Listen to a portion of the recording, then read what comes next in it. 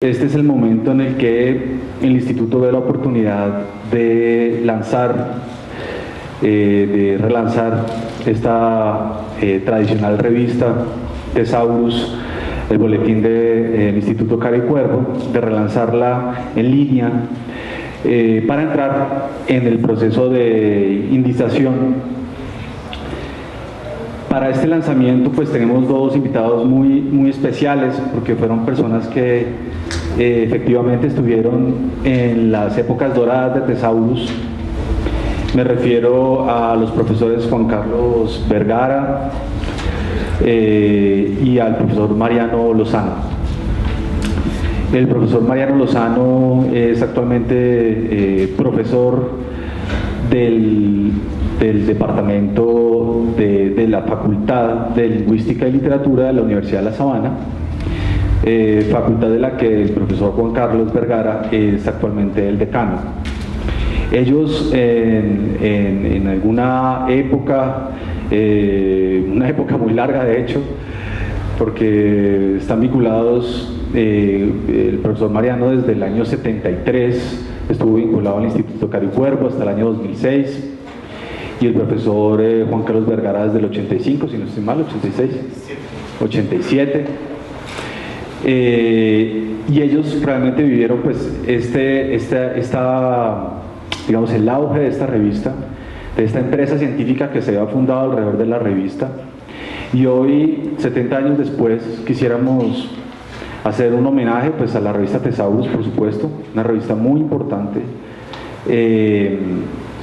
con una gran repercusión, una revista que queremos pueda empezar a circular, tener una mayor difusión vía la tecnología, que nos va a permitir realmente conseguir públicos que nunca imaginaron las personas que la imprimieron, y que queremos también empezar pues el proceso de indización de la revista. Antes de mostrarles pues la revista en línea, antes de hacer el lanzamiento oficial y antes de que los profesores empiecen pues con su charla, que va a estar enfocada en pensar la historia de la revista, en recordar a las personas que contribuían en ella, y sobre todo la influencia que tuvo esta revista para la literatura, para la lingüística en el ámbito hispánico. Entonces, yo, en nuestra oficina de prensa, que nos ayudaron muy amablemente, tenemos algunas de las portadas. ¿Se están viendo las portadas? ¿No se están viendo las portadas? Vamos a relanzar las portadas. ¿Cómo hacemos? No sé. Clic. Porque quisiera mostrarles un poco cuál fue la evolución, esta vez en un sentido bastante anecdótico, que es la evolución gráfica de la revista. Mientras logramos hacerlo, quisiera pues que empezamos la charla, y quisiera comenzar por una anécdota, y es ese momento hace 70 años en el que el padre Félix Restrepo y José Manuel Rivas Zacconi estaban en una pequeña habitación en la Biblioteca Nacional, y se les ocurrió la idea de hacer una revista, y empezaron a pensar en los lectores que tendría esa revista y cuál sería la misión de esa revista. Quisiera que ojalá pudiéramos comenzar por esa bonita anécdota tan, digamos, personal, tan íntima, pues, ¿no? También el momento en el que ellos conciben esta revista. No sé, ¿quién quisiera? Gracias. Buenas tardes. De verdad que para nosotros, para el doctor Juan Carlos y para mí, es un enorme placer estar aquí con ustedes. Nos llena de alegría y satisfacción volver a estar en las huestes del Instituto Cara y Cuervo, de cual nos fuimos hace mucho tiempo, pero nuestro espíritu, de verdad, nuestro entusiasmo y nuestro amor por la vida institucional siempre está vivo. Hablar de la revista Tesaurus del Instituto Caricuervo es hablar del Instituto Caricuervo. Porque, como lo decía el compañero presentador, el padre Félix escribe una nota muy interesante en el primer número de la revista Tesaurus del Instituto Caricuervo, que por aquel entonces no se llamaba Tesaurus, sino Boletín del Instituto Caricuervo. Escribe una nota interesantísima que se llama Una nota para la historia, una nota para el recuerdo. Con base en la pregunta y la anécdota, yo quiero que nos acerquemos un poco a esa primera historia del padre Félix en el boletín número 1 de 1945. En el boletín número 1 de 1945 está allí la ley de constitución o de creación del Instituto Caricuervo, que en ella planteaba dos elementos fundamentales. Primero, la continuación del diccionario de Constitución y Régimen, y dos, adelantar los estudios filológicos en Colombia y especialmente pues esa periodización de los estudios filológicos en el mundo hispánico.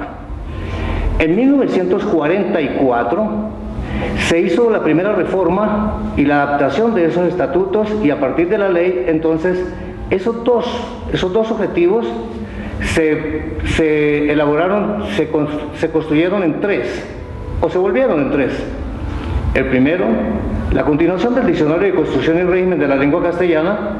El segundo objetivo era estudiar las lenguas de Colombia y las lenguas aborígenes, y tercero, en los estudios filológicos en Colombia.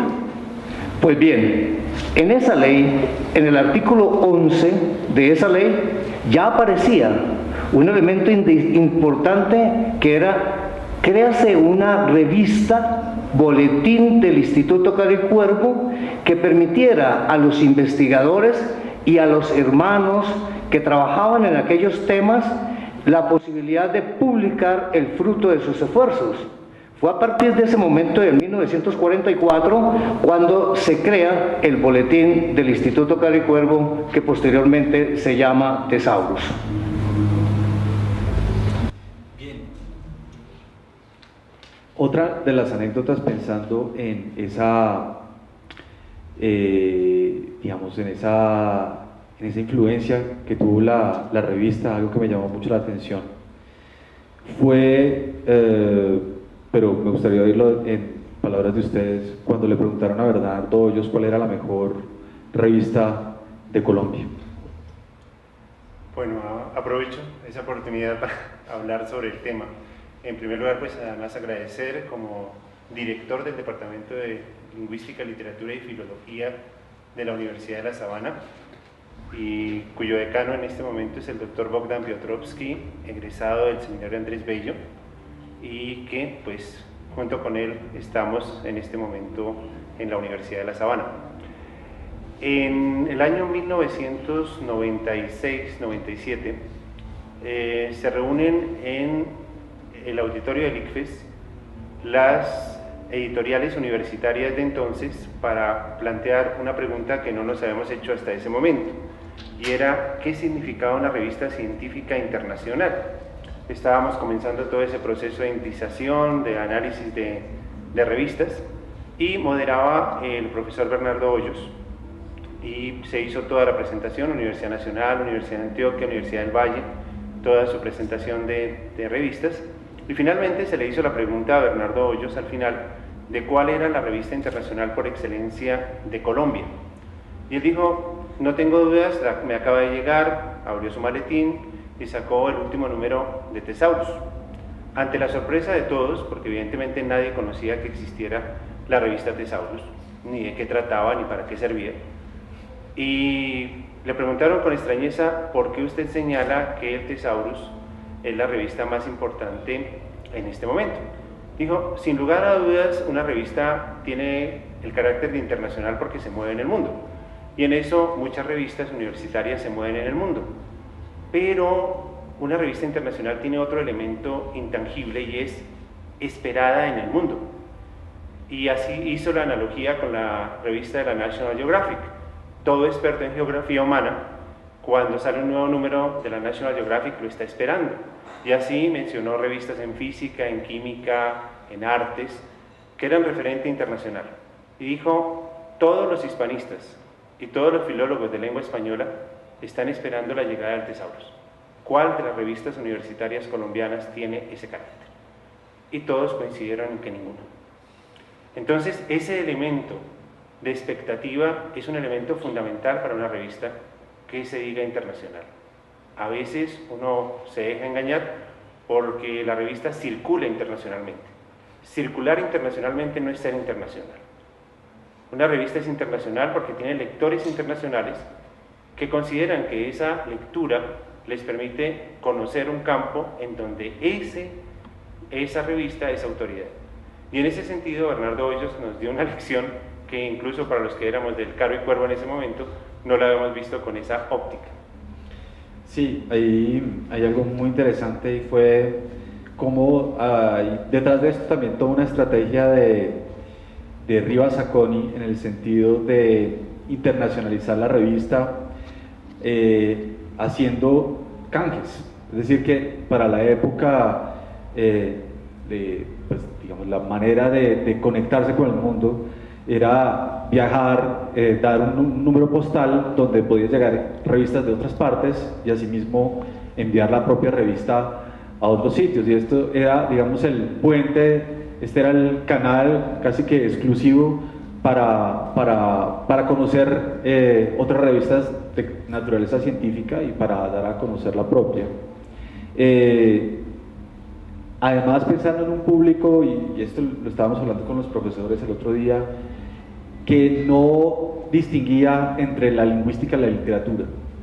Esta es también una época en la que no hay una profesionalización de estas dos disciplinas y se consideraba que una formación sólida requería de las dos al tiempo. Hoy en día o somos literatos o somos lingüistas, pero raramente somos lo uno y lo otro. Entonces, por un lado esa era la estrategia que usó Riva Zacconi, tenerla muy presente. Muy interesante esa empresa científica que entonces se funda alrededor de la revista Tesaurus. Quisiera que ojalá nos pudieran hablar un poco sobre ese ambiente de esa época, sobre los temas que tocaban, y sobre todo con la necesidad, y esto fue una de las cosas que instituyó Tesaurus, muy interesante. Para hacer una historiografía de Tesaurus hay que ver las reseñas de Tesaurus, porque son a través de las reseñas que se hicieron en esta revista que nosotros podemos rastrear las verdaderas influencias y pues obviamente los libros que estaban leyendo los investigadores del instituto en ese momento. Pero pues quisiera que sean nuestros invitados quienes nos hablen un poco